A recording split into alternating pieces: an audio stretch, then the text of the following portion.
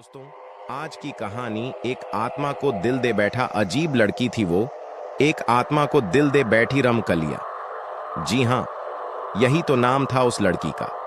16 वर्ष की रमकलिया अपने माँ बाप की इकलौती संतान थी।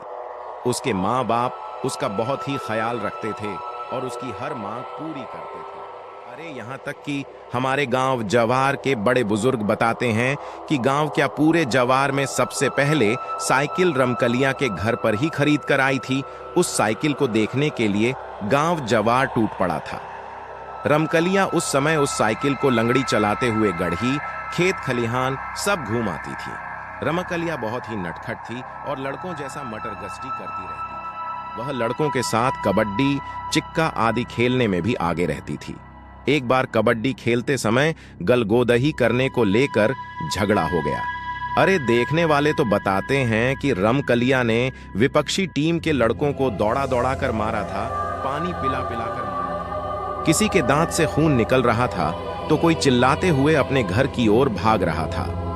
रमकलिया से उसके हमउम्र लड़के पंगा लेना उचित नहीं समझते थे, क्योंकि उसके हमउम्र लड़के उसे उजड़ और झगड़ालू टाइप की लड़की मानते थे। कोई उसके मुंह लगना पसंद नहीं करता था। हाँ, यह अलग बात थी कि सभी लड़के उससे डरते थे। मई का महीना था, कड़ाके की गर्मी पड़ रही थी। रमकलिया खरखर दोपहरिया में अपनी साइकिल उठाई और गांव से बाहर अपने बगीचे की ओर चल दी। उसका बगीचा धोबरिया गढ़ई के किनारे था।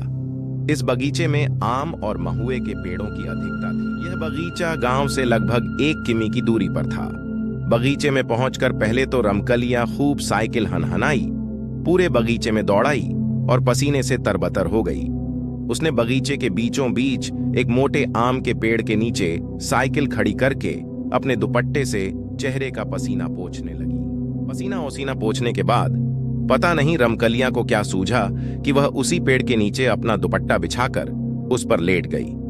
बगीचे में लेटे लेटे ही रमकलिया का मन पंछी उड़ने लगा। वह सोचने लगी कि उसके बाबूजी उसके लिए एक वर की तलाश कर रहे हैं। वह थोड़ा सकुचाई, थोड़ा मुस्काई और फिर सोचने लगी, एक दिन एक राजकुमार आएगा और उसे ब्याह कर ले जाएगा। पता नहीं वह कैसा होगा, कौन होगा, कहां का होगा, पता नहीं मैं उसके साथ खुश रह पाऊंगी कि नहीं, पर खैर जो ईश्वर की मर्जी होगी वही होगा। बाबूजी उसके लिए जैसा भी लड़का खोजेंगे वह उसी से शादी करके खुश रहेगी। उसे पक्का विश्वास था कि उसके बाबूजी उसकी शादी जरूर किसी धनवान घर में करेंगे, जहां उसकी सेवा के लिए जरूर कोई ना कोई नौकरानी होगी। दोस्तों, यदि ये आपको कहानी पसंद आई हो तो आप इसे शेयर कर सकते हैं। कृपया अपने कमेंट्स के माध्यम से बताएं कि आपको यह कहानी कैसी लगी। नई पोस्ट की जानकारी के लिए कृपया सब्सक्राइब करें।